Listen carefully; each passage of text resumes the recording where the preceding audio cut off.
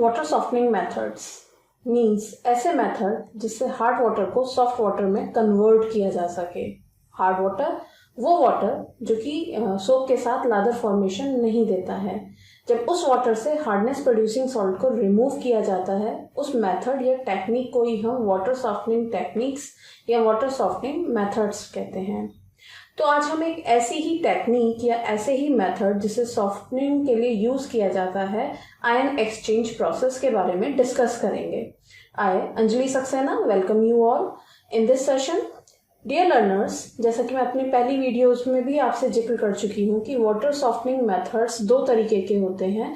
First one is external method and second one is internal method. External method जैसे कि अभी इससे पहले हमने डिस्कस किया है जियोलाइट मेथड, या हम आज डिस्कस करने जा रहे हैं ion exchange method, third lime soda method, fourth reverse osmosis method. तो ये सभी वो मेथड हैं जो कि एक्सटर्नल मेथड कहलाते हैं, यानी कि पहले हम पानी को सॉफ्ट करेंगे, एक प्रोसेस होगा जिसके थ्रू हम वाटर को सॉफ्ट करेंगे। उसके बाद जिस पॉइंट पे हमें पानी की सप्लाई चाहिए हम सॉफ्ट वाटर सप्लाई करेंगे। लेकिन जहां हम वाटर को सप्लाई कर रहे हैं वहीं पर हम उसमें केमिकल ऐड कर दें और उसी पॉइंट पर हार्ड वाटर सॉफ्ट वाटर में कन्वर्ट हो जाए, तो इस मेथड को हम बोलेंगे इंटरनल मेथड। और एक ऐसा मेथड भी हम डिस्कस करेंगे आगे की अपनी वीडियोज में, केल्गन मेथड। तो आज हम डिस्कस करने जा रहे हैं आयन एक्सचेंज रेजिन मेथड या ion exchange process method, which is also known as deionisation और डीमिनरलाइजेशन ऑफ वाटर। अब ऐसा क्यों कहते हैं? ये आयन एक्सचेंज प्रोसेस होता क्या है? ये आयन एक्सचेंज रेजिन मेथड भी इसको के नाम से भी इसको जानते हैं। तो जैसे कि मैंने कहा, इसको हम आयन एक्सचेंज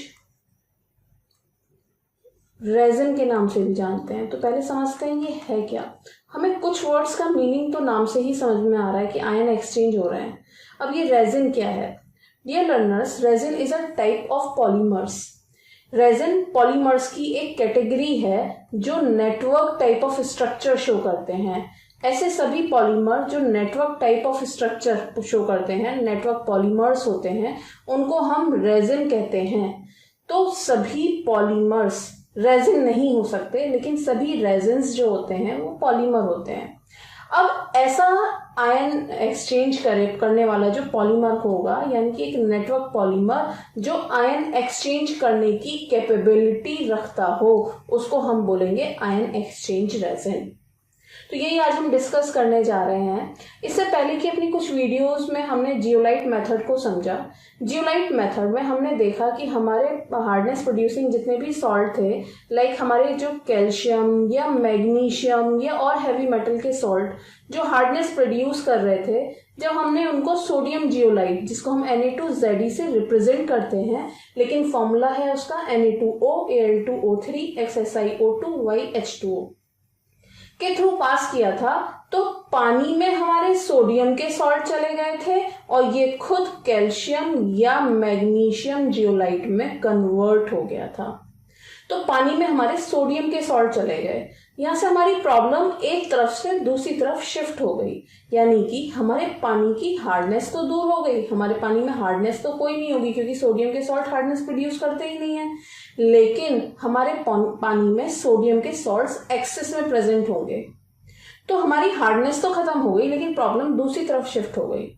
लेकिन आयन एक्सचेंज मेथड हमें एक ऐसा मेथड बताता है या हमें एक ऐसा मेथड प्रोवाइड करता है जिसमें कि हम सभी कैटायंस, फॉर एग्जांपल मेरे पानी में CaCl2 है या मेरे पानी में मैग्नीशियम सल्फेट है, तो मैं कहूं कि मेरे पानी में इस वक्त कैटायन तो है कैल्शियम और मैग्नीशियम, जबकि जो मेरे अनायंस हैं वो है Cl- और SO4-।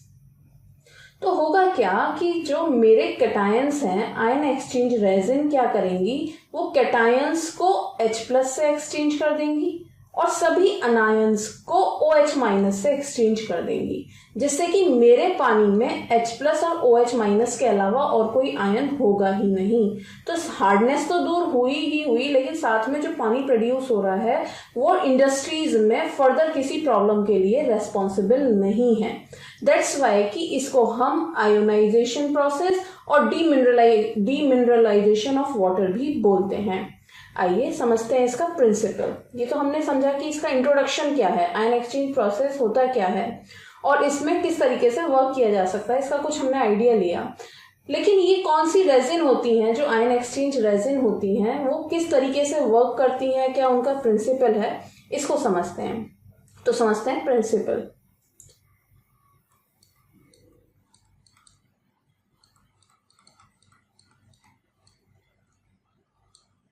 जो आयन एक्सचेंज रेजिन होती हैं उनमें रिवर्सिबल एक्सचेंज ऑफ आयंस होता है एक ऐसे वाटर के थ्रू जो हमारे आयन एक्सचेंजर के कांटेक्ट में आ रहा है।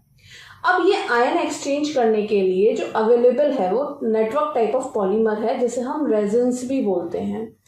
जो सिंपली ये रेजिन्स यूज की जाती हैं वो है स्टाइरीन डाइविनाइल बेंजीन। इसको आप इस तरीके से समझ सकते हैं, स्टाइरीन डाइविनाइल बेंजीन। तो एक रेजिन तो ऐसी होगी जो कटायन को एक्सचेंज करेगी, एक रेजिन ऐसी होगी जो अनायन को एक्सचेंज करेगी। ये सभी कटायंस को H प्लस एक्सचेंज हो जाएंगे कटायंस के बदले, और यहाँ से अनायंस के बदले OH माइनस एक्सचेंज हो जाएंगे। तो ये जो रेजिन्स हैं, अगर हम देखें जो हमारी आयन एक्सचेंज रेजिन है, this is of two types. First one is cation exchange resin,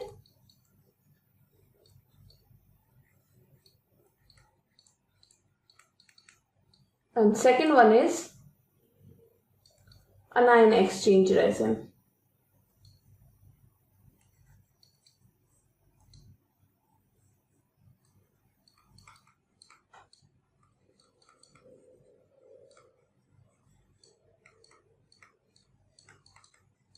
तो जो कटायन एक्सचेंज रेजिन है, जैसा कि मैंने समझाया आपको, ये पोरस टाइप का एक फ्रेमवर्क है। ये पोरस टाइप के फ्रेमवर्क पे जब कोई वाटर कांटेक्ट में लाया जाएगा तो उस वाटर में जितने भी कटायंस प्रेजेंट हैं वो इस H प्लस से एक्सचेंज हो जाएंगे, और जितने भी हमारे पानी में अनायंस होंगे, जब उस पानी को अनायन एक्सचेंज रेजिन के कांटेक्ट में लाया जाएगा तो OH माइनस से उससे एक्सचेंज हो जाएंगे। तो एक पोरस टाइप का फ्रेमवर्क है। अगर मैं इस पूरे फ्रेमवर्क को, ये जितना भी फ्रेमवर्क है, इसको एक R से रिप्रेजेंट करूं, ये सिर्फ एक समझाने के लिए मैंने आपको फॉर्मूला रिप्रेजेंट किया है, इसको याद रखने की जरूरत नहीं है, सिर्फ ये समझाने की कोशिश की गई है कि एक नेटवर्क टाइप ऑफ पॉलीमर है, नेटवर्क टाइप ऑफ पॉलीमर जिसमें दो चेन के बीच में कोवेलेंट बॉन्ड पाए जाते हैं। ये आपको मैं समझा चुकी हूँ। तो एक नेटवर्क टाइप ऑफ पॉलीमर है जिस पर इस फ्रेमवर्क में H प्लस की अवेबिलिटी है, तो इस पूरे फ्रेमवर्क को, चाहे हमारा कैटायन एक्सचेंज रेजिन हो, चाहे अनायन एक्सचेंज रेजिन हो, इस पूरे फ्रेमवर्क को मैं R से रिप्रेजेंट अगर करूं तो जो मेरी रिएक्शन होंगी वो होगी, ये एक पोरस फ्रेमवर्क है जिस पर H प्रेजेंट है, RH। तो जब ये किसी कैटायन के कांटेक्ट में आएगा, तो इस तरीके से कैल्शियम की वैलेंसी 2 होती है, तो ये रिएक्शन होगी। यहां पर मैग्नीशियम की अवेबिलिटी भी हो सकती थी या और किसी कैटायन की अवेबिलिटी भी हो सकती थी। तो मैं रिएक्शन आपको लिख के दिखा रही हूं दूसरी भी। तो ये हो जाएगा R2Mg प्लस 2H प्लस।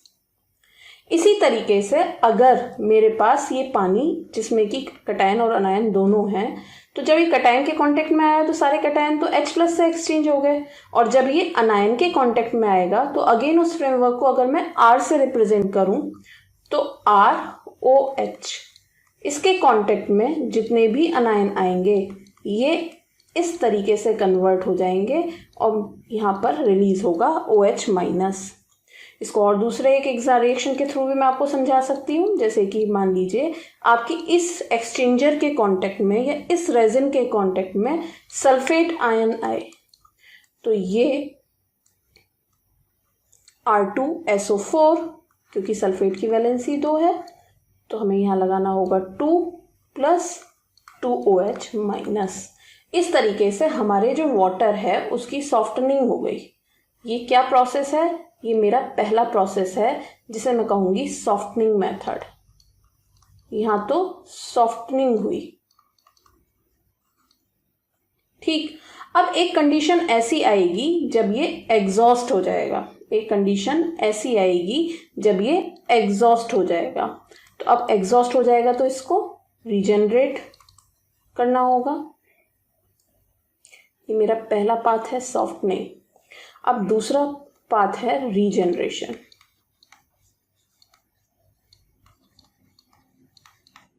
अब रीजनरेशन कैसे किया जाए?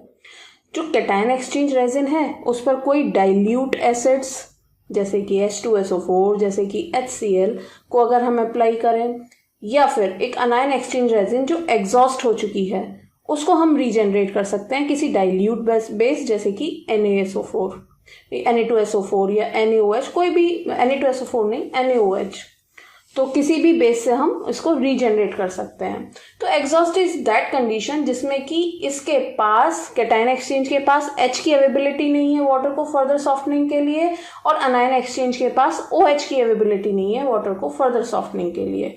उस कंडीशन में मुझे रीजनरेशन करना होगा, और रीजनरेशन में इस वक्त जो मेरी आयन एक्सचेंज रेजिन है उसमें कैटायन एक्सचेंज रेजिन या तो R2CA या फिर R2Mg की फॉर्म में अवेलेबल है। इस पर मैं कोई भी एक डाइल्यूट एसिड जैसे कि HCl या H2SO4 जब अप्लाई करूंगी तो आप रिएक्शन देख सकते हैं। क्या रिएक्शन होंगी? This will be RH and CaCl2। Clear? अब यहां पर भी आप रिएक्शन देख सकते हैं। ये रिएक्शन होगी, ये RH प्लस MgCl2। तो ये तो मुझे मिल गई वॉशिंग्स, ये तो मुझे मिल गई वॉशिंग्स जिनको कि रिमूव कर दिया जाएगा, और ये मेरा हो गया रीजनरेटेड। ये थी एग्जॉस्टेड, ये थे डाइल्यूट एसिड्स। तो इस तरीके से जो मेरी आयन एक्सचेंज रेजिन में कैटायन एक्सचेंज रेजिन टाइप थी वो एग्जॉस्ट हो चुकी थी, जो रीजनरेट हो गई। अनायन एक्सचेंज रेजिन की रिएक्शंस देखते हैं। जो मेरा अनायन एक्सचेंज रेजिन है उसमें एग्जॉस्टेड फॉर्म में जो मेरे पास अवेलेबल है वो है RCl, और क्या अवेलेबल है? R2SO4। तो जब इस पर NaOH कोई भी डाइल्यूट बेस की रिएक्शन कराई जाएगी तो क्या मिलने वाला है? यहाँ मिलने वाला है ROH, यहाँ भी क्या मिलने वाला है? ROH। यहाँ पर हमें मिलेगा NaCl एंड ऑफ कोर्स यहाँ पर हमें मिलेगा Na2SO4। रिएक्शन बैलेंस कर लेते हैं। ठीक, तो अगेन हम देख सकते हैं इसमें वॉशिंग्स क्या होने वाली हैं हमारी। ये तो होंगी वॉशिंग्स, ये है रीजनरेटेड,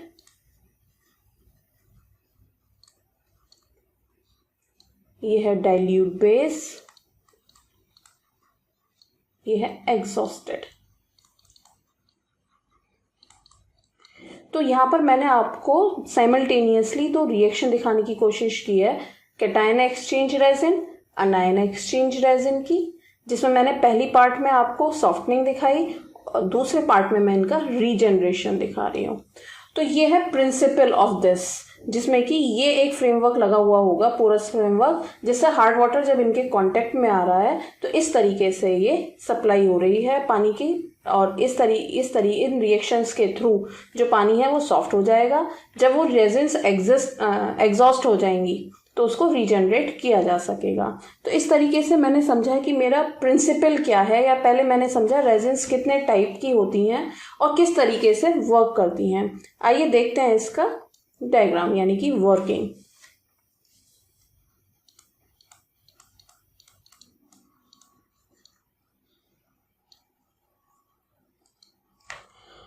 हमने जियोलाइट का डायग्राम देखा था जिसमें हमने वाटर को सॉफ्टनिंग मेथड करने का उसका मेथड एक डायग्राम के थ्रू समझा था। आज उसी से मिलता जुलता कुछ एक डायग्राम है। इसमें 2 कॉलम होते हैं, पहला कॉलम जिसमें कि कैटायन एक्सचेंज रेजिन फिटेड होती है पोरस फ्रेमवर्क की फॉर्म में, और दूसरा एक फ्रेमवर्क होगा जिसमें अनायन एक्सचेंज रेजिन होगी।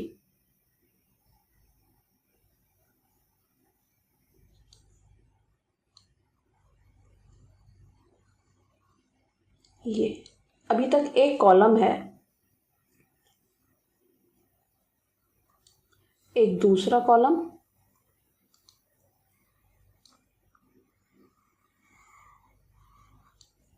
इसको थोड़ा सा ठीक करते हैं डायग्राम को।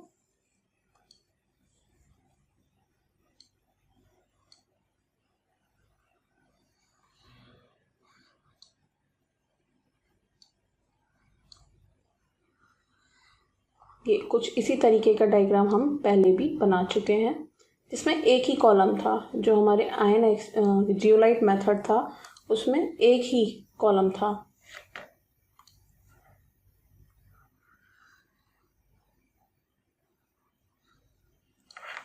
इसको इस तरीके से समझिए। सबसे पहले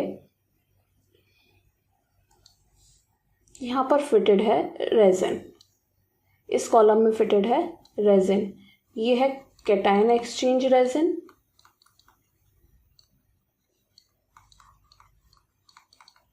और इसमें फिटेड है अनायन एक्सचेंज रेजिन।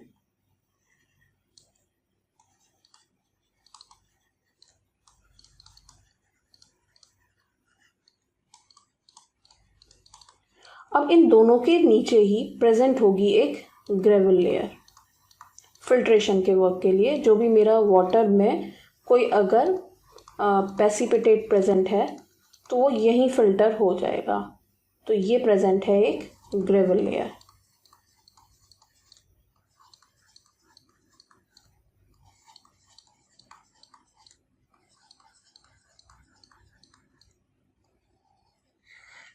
अब इसको इस तरीके से समझते हैं। सबसे पहले एक हार्ड वाटर आएगा, ये हार्ड वाटर इनलेट है, यहाँ से हार्ड वाटर की सप्लाई होगी। अब इस हार्ड वाटर में हार्डनेस प्रोड्यूसिंग सॉल्ट अवेलेबल है।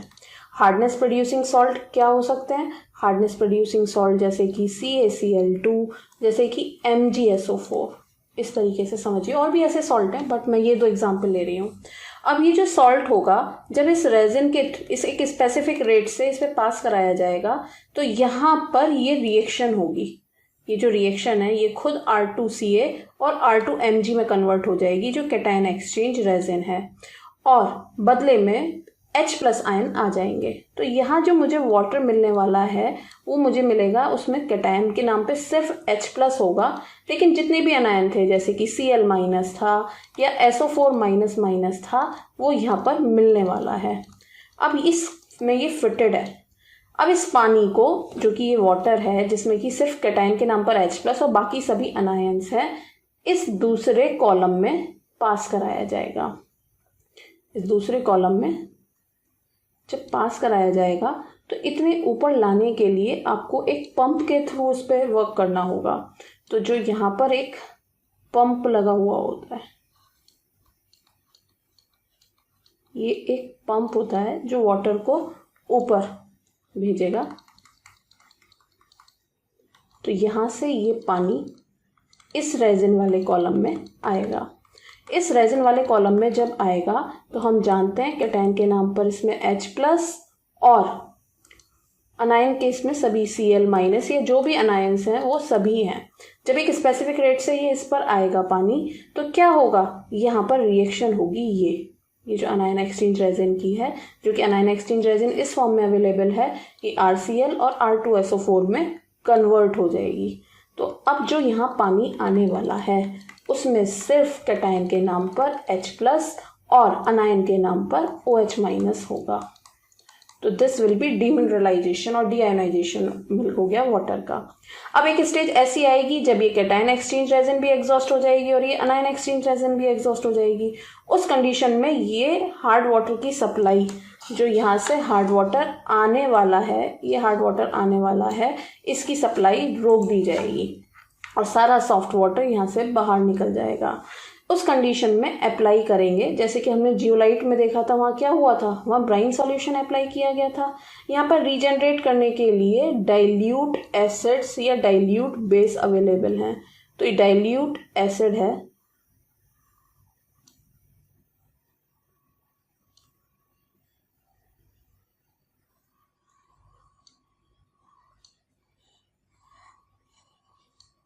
ये। तो हम इसमें या तो मैं लिख दूं डाइल्यूट एसिड या मैं लिख दूं HCl, और ये ऑफ कोर्स एक इंजेक्टर होगा। इसका रोल मैं आपको समझा चुकी हूँ जियोलाइट मेथड में। इसी तरीके से यहाँ पर क्या अप्लाई करेंगे रीजनरेट करने के लिए, एनायन एक्सचेंज रेजिन जो एग्जॉस्ट हो चुकी है, ऑफ कोर्स जैसा कि अभी समझाया मैंने आपको, डाइल्यूट बेस।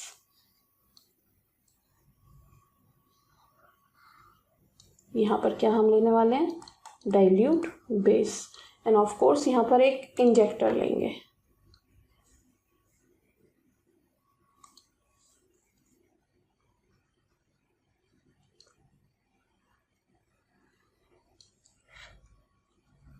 ये हुआ इंजेक्टर। तो ये एक बेस पर टिका हुआ होगा पूरा। ये एक हार्ड वाटर इनलेट है। यहाँ पर कुछ स्टैंड्स अवेलेबल होंगे। यहाँ पर एक स्टैंड अवेलेबल होगा। ये कॉलम एक स्टैंड पर टिका हुआ होगा। तो यहाँ पर मैंने एक आयन एक्सचेंज रेजिन के प्रोसेस किस तरीके से वर्क करता है, किस प्रिंसिपल पे वर्क करता है, ये आपको समझाया। किस तरीके से वर्क करता है ये आपको समझाया। अब इसकी वर्किंग को हम इस तरीके से भी समझ सकते हैं। ये एक हार्ड वाटर है,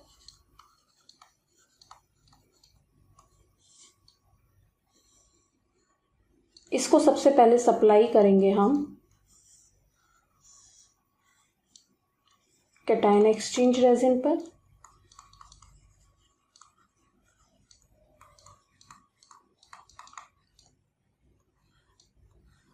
फिर इस वाटर को हम लेकर जाएंगे एक अनायन एक्सचेंज रेजिन पर।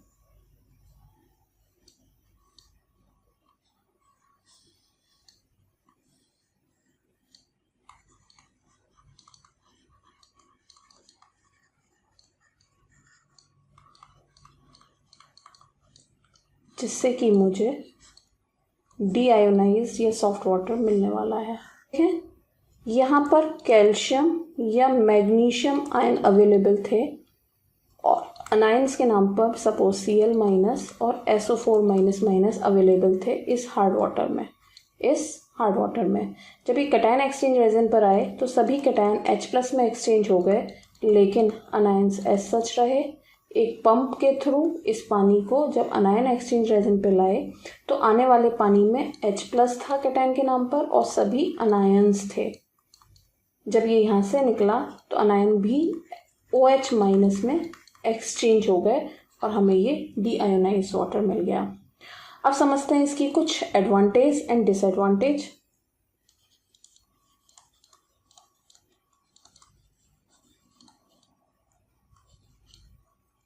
Advantages of ion exchange process. जिस तरीके से हमने जियोलाइट प्रोसेस में देखा कि हमारे जियोलाइट प्रोसेस में जो वाटर सॉफ्ट होकर आ रहा था उसमें बहुत ज़्यादा सोडियम सॉल्ट्स थे जो कि बॉयलर कोरोजन या फिर किसी अलग तरीके की स्लज प्रॉब्लम के लिए रेस्पॉन्सिबल थे या बॉयलर कोरोजन के लिए रेस्पॉन्सिबल थे। बट अगर हम इस वाटर की बात करें तो ये जो वाटर सॉफ्ट होकर आ रहा है इसमें सॉल्ट्स बिल्कुल नहीं हैं, तो नो सॉल्ट्स कह सकते हैं हम सबसे पहले इसकी एडवांटेज। दूसरा, जो सॉल्ट्स हैं जैसे कि मान लीजिए सोडियम का सॉल्ट होता है, सोडियम बाइकार्बोनेट अवेलेबल थे या सोडियम क्लोराइड या सोडियम सल्फेट अवेलेबल था, तो ये जो पानी है this process can be use to soften acidic, highly acidic और हाईली एल्कलाइन वाटर को सॉफ्ट करने के काम आता है। लिख सकते हैं this process can be used for softening of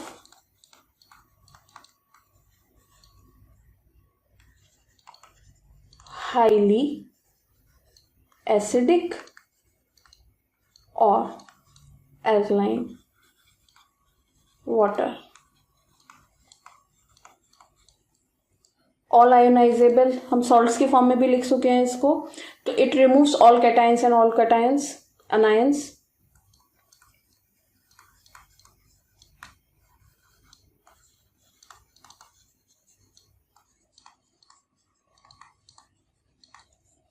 और इस तरीके का जो वाटर होता है, जो सबसे बड़ी इसकी एडवांटेज है, जैसे कि हमने जियोलाइट में देखा कि 10 ppm तक हार्डनेस फिर भी रह गई थी, वो हमने नेग्लिजिबल कर दिया जो वाटर जियोलाइट मेथड से सॉफ्ट हुआ। लेकिन आयन एक्सचेंज वाटर मेथड से जो वाटर सॉफ्ट किया जाता है, उसकी हार्डनेस अगर हम करें तो ये जो प्रोड्यूस करता है ये वेरी लो रेजिडुअल हार्डनेस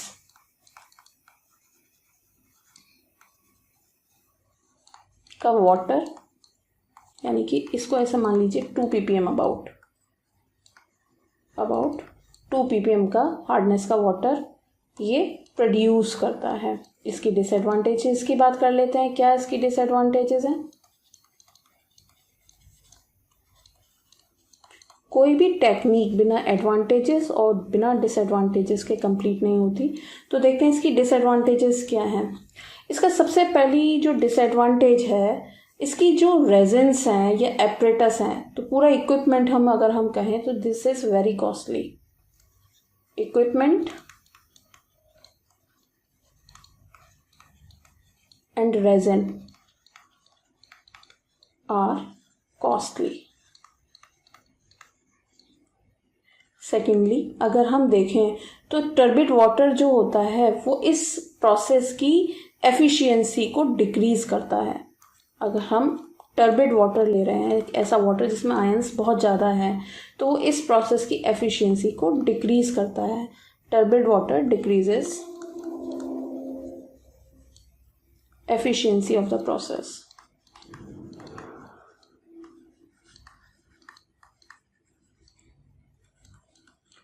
तो आज इस तरीके से हमने आयन एक्सचेंज रेजिन मेथड को समझा।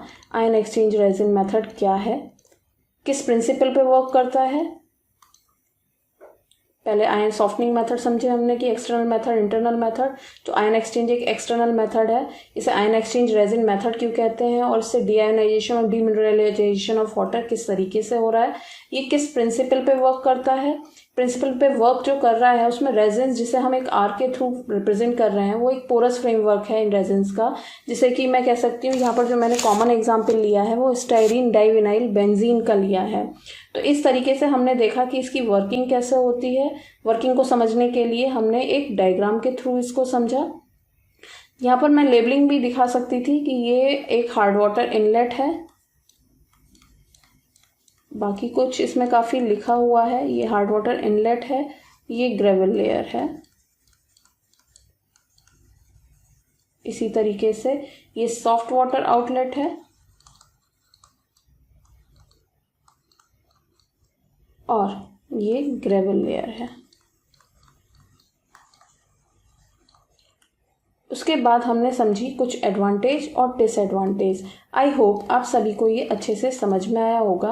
अगर आपकी कोई क्वेरी है तो आप फर्दर मुझसे पूछ सकते हैं।